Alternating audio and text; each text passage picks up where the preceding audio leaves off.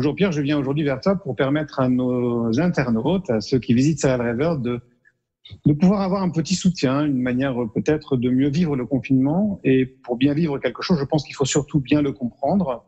Est-ce que tu peux nous expliquer ce qu'il se passe lorsqu'on est confiné? En fait, le problème de l'être humain, globalement, c'est qu'il est intelligent. Je vais prendre un exemple tout bête. Quand je vais me promener avec mon chien, moi, je pars me promener avec l'ensemble de toutes les choses que j'ai vécues dans la journée et avec tous les problèmes que j'ai dans la tête. Alors que mon chien, lui, il se promène simplement avec moi. Donc, entre nous deux, il n'y a pas photo. Il y en a un qui va profiter de ce qui se passe dans l'instant présent et l'autre qui va simplement profiter de ce qui se passe dans sa tête.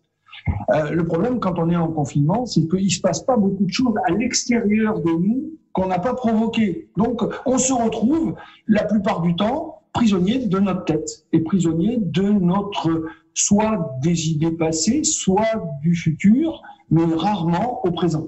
Quel type de problème commence alors, Pierre? La première chose qui va se passer, c'est que je vais me retrouver face à mes peurs.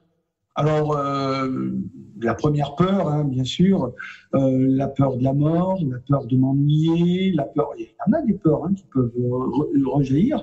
Et lorsque les peurs vont arriver, je vais mettre en place des mécanismes automatiques. Alors, les mécanismes automatiques, je vais les décrire un petit peu dans un document là que je vais m'empresser de mettre à l'écran. Et donc, lorsque je suis si je regarde ce document, sur la partie gauche de ce document, il y a tout ce qui marque automatique. Alors, automatique, apparaît la peur. Alors, la peur, on la voit là, couleur rouge, sur cette projection. Je l'ai mis en rouge. La douleur, là où j'ai mis douleur, c'est la peur. Deuxièmement, ce que je peux faire aussi, c'est m'adonner à l'alcool, m'adonner à la drogue, m'abrutir de jeux vidéo. Enfin, je rentre dans une stratégie d'évitement. Et la troisième chose qui crée de l'addiction dans ce cas-là, Pierre. Oui, il y a les addictions. C'est-à-dire que la première chose qui va nous arriver, c'est d'abord une grande fatigue et un manque de sommeil lié aux ruminations. Le deuxième risque qu'on va rencontrer, c'est le risque d'addiction ou vraiment de faire gonfler nos addictions, de les amplifier.